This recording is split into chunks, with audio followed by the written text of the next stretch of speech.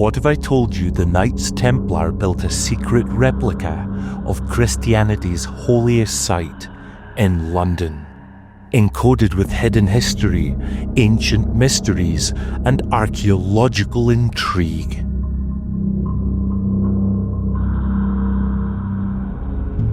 This film reveals hidden meanings behind the Knights Templar architecture and symbols of London's Temple Church.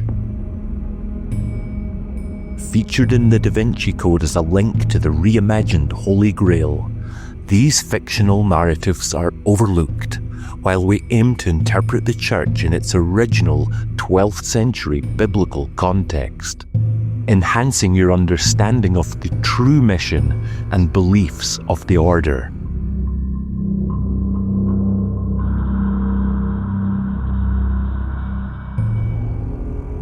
Temple Church was built in the 12th century by the Knights Templar as their English headquarters.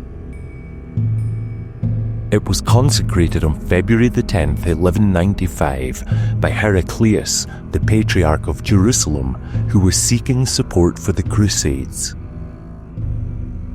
Located on land granted by King Henry II of England along the River Thames, the church reflects strong architectural and ritualistic ties to the Church of the Holy Sepulchre in Jerusalem, which the Templars vowed to protect.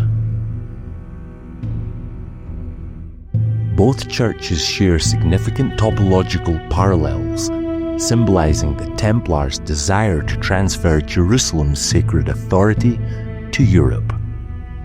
The Holy Sepulchre's dual structure, with the Anastasis Rotunda housing Christ's tomb and the Basilica of the Resurrection, is mirrored in Temple Church by its circular round and rectangular choir.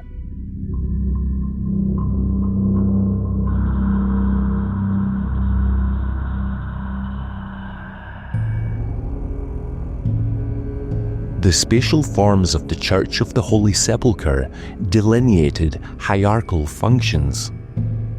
The Anastasis Rotunda marked the holiest site, mirrored by the round Temple Church, where high-ranking ceremonies like Templar initiations took place. The Basilica and choir facilitated public worship, creating a clear distinction between sacred and communal spaces. Furthermore, Temple Church's urban context reflected the enclosed precincts of the Church of the Holy Sepulchre, both set apart from the city and blending liturgical with administrative functions. The Jerusalem Rotunda features 12 pillars, while the London Round has 6. With a diameter of 17 meters or 55 feet, half the size of the Rotunda's 34 meters or 110 feet, the London Round is a half-size version of its counterpart. Therefore, embracing the architectural geometry of the holiest church in Christendom, Temple Church evokes themes of spiritual descent and religious hierarchy. However, Temple Church did not simply replicate the Holy Sepulchre, it remastered it. By combining the Basilica and Rotunda, it symbolized the Templars' claim to Jerusalem and their wider socio-political ambitions. This architectural analogy highlights how medieval topology spatialized power and devotion across different geographies.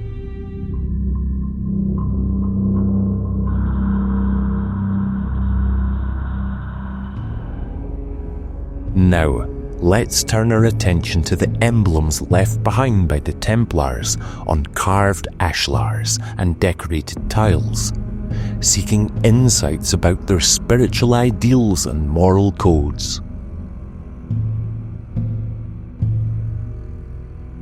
Between 1840 and 1842, Minton and Company of Stoke-on-Trent were commissioned to restore Temple Church, and they produced hundreds of tiles inspired by designs from Westminster Abbey. 12th century examples from the church itself, and new symbols for the inner and middle temples. Measuring 14.5 centimeters square, the earliest encaustic tiles were characterized by two colors: stab marks for drying and distinctive yellow glaze. Long before the Templars adopted the cross pate, they wore a simple and unadorned red cross, which symbolized their religious devotion and commitment to defending biblical sites, marking them as soldiers of Christ. Worn proudly on their surcoats, shields, and horses, this cross became a powerful emblem of sacrifice, later inspiring the humanitarian symbol of the Red Cross. With a large central cross and 4 smaller crosses in each quadrant, these square and circle symbols reinterpret the Jerusalem or Holy Sepulchral Cross. It represents Christ's 5 wounds and the 4 corners of the earth, highlighting the global reach of his message. Linked to the Crusaders and the Kingdom of Jerusalem, the symbol reflects religious devotion and the Templars' mission to protect Christian lands and pilgrims, embodying the unity and expansion of the Christian faith.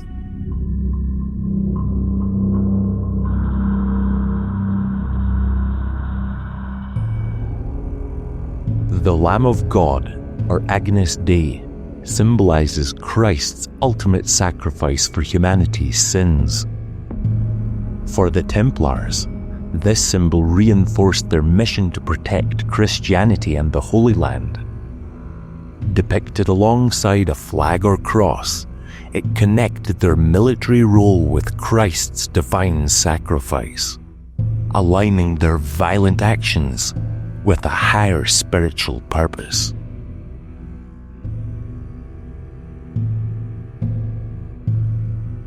Combining the strength of a lion and the vision of an eagle, symbolizing vigilance and divine authority, the griffin reflected the Templars' mission to defend Christendom under both earthly kingship and divine guidance.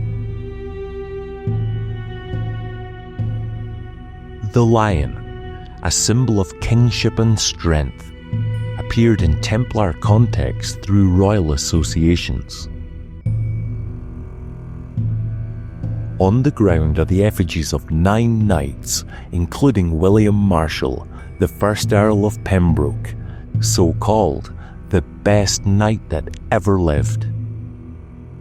He was a soldier and statesman who served 4 English kings and is perhaps most famous for being one of the chief mediators in the years leading up to Magna Carta, upon which the American Declaration of Independence was based. The image of 2 knights sharing a single horse, used on the official seal of the order, is traditionally interpreted as representing the Templars' vow of poverty and commitment to a life of faith and service, emphasizing their mutual support and brotherhood in both spiritual and military missions. However, in the Gospel of Matthew, Christ says, "For where 2 and 3 are gathered in my name, there I am with them." So the 2 knights on a single horse perhaps embodies the ever-present companionship of Christ with the Templars, who always gathered in his name.